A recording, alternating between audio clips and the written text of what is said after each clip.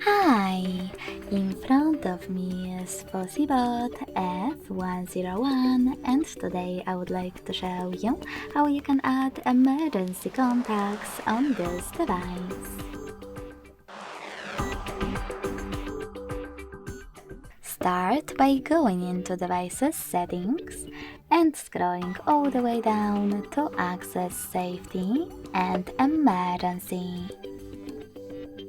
Following that, tap on Emergency Contacts and select Add Contact. Now just tap on the one that you wish to set up and then do exactly the same to all the other ones you need. In order to remove one of your added contacts, click on this X next to the one that you wish to get rid of and click on Remove in the pop-up.